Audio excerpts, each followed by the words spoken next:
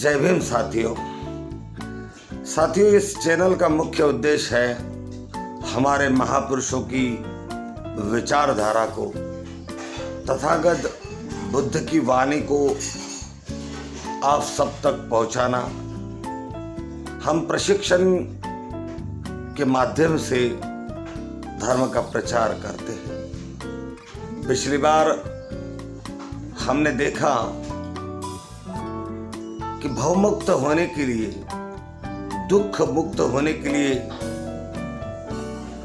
10 बंधन हमारे जीवन में, हमारे साधना में जो 10 बंधन होते हैं, या यूं कहें कि मुक्ति में जो 10 बंधन बाधक होते हैं, उन बंधनों पर हमने प्रकाश डाला। और वो बंधन थे सत्काय दिट्ठी, विचिकित्सा, शील मत, परामर्थ, काम छंद, प्रतीक, रूप राग, अरूप राग, ये सारे 10 बंधन थे। उस बंधनों को हमने प्रकाश डाला। आज हम प्रकाश डालेंगे 10 पारमिताओं पर। तो उसके पहली और दूसरी पारमिता के ऊपर हम प्रकाश डालेंगे, क्योंकि पारमिताओं के ऊपर बोलने के लिए बहुत समय चाहिए और बड़ी विलक्षण संशोधक तरीके से इसको समझाने से ही पारमिता का महत्व हमारे उपासक बंधुओं को समझ में आता है। तो हम जब साधना करते, साधना के बिना कोई भी बुद्धिस्ट 4 आर्य सत्य, आर्याष्टांग मार्ग, या जिसे मैत्री कहते हैं, या जिसे करुणा कहते हैं, या शील कहते हैं, इसमें कामयाब नहीं हो सकता। क्योंकि सारा का सारा मार्ग प्रैक्टिकल है। परियत्ति, पटिपत्ति, पटिवेदन, ये इसके सिस्टम है। परियत्ति यानी किताबों से, धर्म प्रवचन से धर्म का ज्ञान ग्रहण करना। पटिपत्ति यानी अपने अनुभव के आधार पर उसे समझना, कसना, उसमें संशोधन करना, उसका अनुभव लेना, उस अनुभव में परिपक्व होना। और पटिपत्ति में से पटिवेदन यानी प्रज्ञा जागृत होती है, प्रज्ञापूर्ण व्यक्ति बनता है। तो ये जो साधना है, कोई उपासक ये कहे कि मैं बुद्धिस्ट हूँ और केवल पंचशील करता है, वंदना करता है, पूजा प्रार्थना कर लेता है तथागत की, तो ये बुद्ध धम्म में नहीं आता। ये केवल एक परंपरा है, इससे हमें कोई लाभ नहीं होता। महत्व का है, ये करना जरूरी है, लेकिन इससे हम दुख से मुक्त नहीं हो सकते, भव चक्र से मुक्त नहीं हो सकते। ना हमें हमारे मन में सही मैत्री जाग सकती है, सही करुणा जाग सकती है, ना हमारे विचारों में परिवर्तन आ सकता है, ना हमारे व्यवहार में परिवर्तन आ सकता है। तो हमारे विचारों में परिवर्तन आए, हमारे व्यवहार में परिवर्तन आए, हमारे दुख मिटे, हम दुख चक्र से बाहर आए। इसलिए जरूरी है कि साधना, तो साधना जब करते तो 10 बंधन हमने बताए, वो 10 बंधन तोड़ने होते हैं। सत्काय दिट्ठी, विचिकित्सा। सत्काय दिट्ठी यानी जो शरीर है और ये शरीर के प्रति हमारा जो मोह है, ये सारे मोह से मन को मुक्त करने के लिए सत्काय दिट्ठी। इसमें साधना में कायानुपश्यना, चित्त में चित्तानुपश्यना, धम्म में धम्मानुपश्यना, 3 प्रकार बताए गए। 3 प्रकार की पश्यना करनी होती है। लेकिन ये सब करते हुए जिन मूल तत्वों का हमें पालन करना है, उन कसौटियों में से प्रैक्टिकल करके बाहर निकलना है, वो कसौटियां होती है पारमिता। पारमी कहते हैं परिपूर्णता को। पारमिता यानी इस तरफ के भव संसार से उस तरफ के निर्वाण तक ले जाने वाला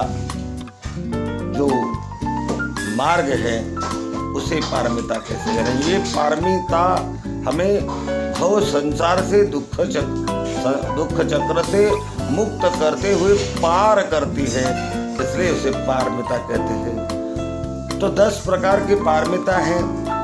दान, शील, निष्कर्म, ये 3 हम पहले लेंगे।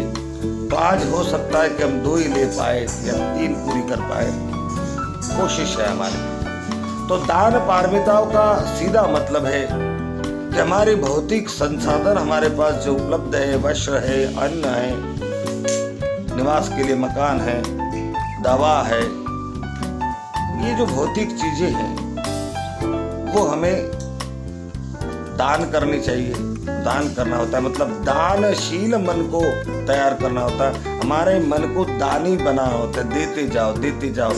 अपने पास है वो तो दो, अपने पास नहीं है और जो थोड़ा सा उसमें से भी दो, तो ये दान पारमिता है।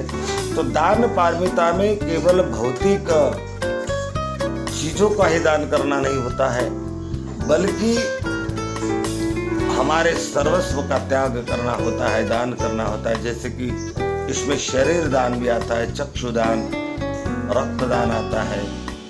शरीर के किन्हीं किन्हीं अंगों का भी दान करना जरूरी होता है। भगवान बुद्ध ने अपने समस्त ऐश्वर्य को दान किया, अपने शरीर के कई अंगों को दान किया। भगवान बुद्ध ने धम्म दान किया, बहुत कुछ दान करते गए, कई जन्मों में दान करते गए, तब जाकर दान पारमिता पूर्ण हुई। दूसरी पारमिता है शील पारमिता। शील यानी हम जो पंचशीलों से जीवन के तत्व सीखते हैं कि भाई ये कुशल है, ये अकुशल है। जो अकुशल है उससे समाज के अंदर दुश्मनी पैदा होती है, शत्रुता पैदा होती है, व्यक्ति व्यक्ति में मन मिटाव पैदा होता है, घृणा पैदा होती है। सारे कलह के कारण ही अकुशल कर्म है। तो हम अकुशल कर्म नहीं करेंगे, हम कुशल कर्म करेंगे। तो अकुशल कर्म क्या है? प्राणी हिंसा यानी प्राणातिपाता वेरमणि शिक्कापदम समाधि यानी प्राणी हिंसा अकुशल कर्म है, तो मैं प्राणी हिंसा नहीं करूंगा। झूठ बोलना अकुशल कर्म है, तो मैं झूठ नहीं बोलूंगा। निंदा करना अकुशल कर्म है, मैं निंदा नहीं करूंगा। मैं व्यभिचार नहीं करूंगा, ये अकुशल कर्म है। मैं चोरी नहीं करूंगा, ये अकुशल कर्म है। मैं नशा पत्ता नहीं करूंगा। नशा पत्ते से मेरा केवल शरीर बिगड़ता है ऐसा नहीं, बल्कि मेरे मन की अवस्था दूषित होती है, मन चंचल होता है, भावनाशील होता है, मन स्थिर नहीं होता, तो हम साधना में परिपक्व नहीं हो सकते। इसलिए नशा पता नहीं करना होता है। ये 5 शील है। इसके अलावा 8 शील है, इसके अलावा 10 शील है, और भिक्षु और भिक्षुणी के लिए कई सारे शील है। इन सारे शीलों को व्यवहार में उतारना, आचरणशील बनना, तो ये शील पारमिता इस तरह से पार करनी होती है। हमें मध्यम मार्ग पे चलना है क्योंकि हम संसार जीवन में हैं, लेकिन हमने अधिक प्रयत्न करना होता है कि हम शिलाचार करें, हम शीलवान बने और शीलों का पालन करें। शीलों का पालन करने से हम जब साधना करते हैं तो साधना में हमारा मन स्थिर रहता है, शांत रहता है, एकाग्र होने में हमें आसानी से एकाग्र होता है। और जब चित्त एकाग्र होता है आसानी से, तो चित्त में उठने वाले चित्त के धर्मों को, शरीर में उठने वाले वेदनाओं को वो अच्छी तरह से सूक्ष्म होकर पकड़ने लगता है। और इन वेदनाओं से ये चित्त में उठने वाले विचारों से हम छांटने काटने का काम आसानी से करते हैं, और उससे हमारा मन अधिक निर्मल, अधिक स्वच्छ होने लगता है और प्रज्ञा प्राप्त करने के योग्य बनने लगता है।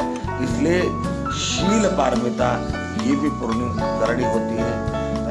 तो आज के एपिसोड में हम इतना ही देंगे, और कल हम निष्क्रिय पारमिताओं के आगे की पारमिताओं को, जिस तरह से आज की 3 पारमिताओं को संक्षिप्त में समझाया, ओपन करें, पूरा समय दे 8-9 मिनट का पूरा देखें और सब्सक्राइब करें, लाइक करें, पता चलेगा।